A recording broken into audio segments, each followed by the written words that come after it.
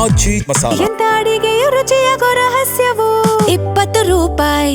ರಾಜ್ಯ ಕಾಂಗ್ರೆಸ್ ಪಾಳ್ಯದಲ್ಲಿ ಸಂಪುಟ ವಿಸ್ತರಣೆ ಯಾವಾಗ ಅನ್ನೋದೇ ಬಹುದೊಡ್ಡ ಪ್ರಶ್ನೆಯಾಗಿದೆ. 3 ದಿನ ಮುಖ್ಯಮಂತ್ರಿಗಳು ದೆಹಲಿಯಲ್ಲೇ ಬೀಡು ಬಿಟ್ಟಿದ್ರು ಕೂಡ ರಾಹುಲ್ ಗಾಂಧಿಯವರು ಟೈಮೇ ಕೊಟ್ಟಿಲ್ಲ. ಹಂಗಾಗಿ ರಾಹುಲ್ ಗಾಂಧಿಯವರು ಗ್ರೀನ್ ಸಿಗ್ನಲ್ ಕೊಡೋ ತನಕ ಕೂಡ ಸಂಪುಟ ವಿಸ್ತರಣೆ ಆಗೋದು ಬಹಳ ಕಷ್ಟ. ಹಂಗಾಗಿ ಡಿ ಕೆ ಶಿವಕುಮಾರ್ ಅವರಿಗೆ ಇದೇ ಅತಿ ದೊಡ್ಡ ತಲೆನೋವಾಗಿದೆ.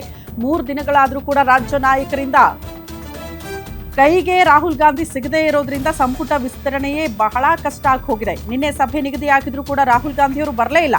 ಇವತ್ತಾದ್ರೂ ಫೈನಲ್ ಆಗುತ್ತಾ ಸಚಿವರ ಪಟ್ಟಿ? ಮಲ್ಲಿಕಾರ್ಜುನ ಖರ್ಗೆ ಮನೆಯಲ್ಲಿ ಇವತ್ತು ಮೀಟಿಂಗ್ ಇದೆ ಅಂತೆ.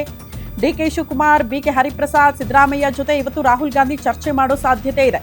ಈಗಾಗಲೇ ವೇಣುಗೋಪಾಲ್ ಜೊತೆ ಚರ್ಚೆ ಮಾಡೋದಕ್ಕೆ ರಾಜ್ಯ ನಾಯಕರು ಡಿಸೈಡ್ ಮಾಡಿದ್ದು ಇವತ್ತು ಮಲ್ಲಿಕಾರ್ಜುನ ಖರ್ಗೆ ಸಮ್ಮುಖದಲ್ಲೇ ಸಚಿವರ ಪಟ್ಟಿಯನ್ನ ಫೈನಲ್ ಮಾಡಲಾಗುತ್ತಂತೆ. ರಾಗ ಗ್ರೀನ್ ಸಿಗ್ನಲ್ ಸಿಕ್ಕರೆ ನಾಳೆಯೇ ನೂತನ ಸಚಿವರ ಪ್ರಮಾಣ ವಚನ ಸ್ವೀಕಾರ ಸಮಾರಂಭ ಕೂಡ ನಡೆಯಲಿದೆ.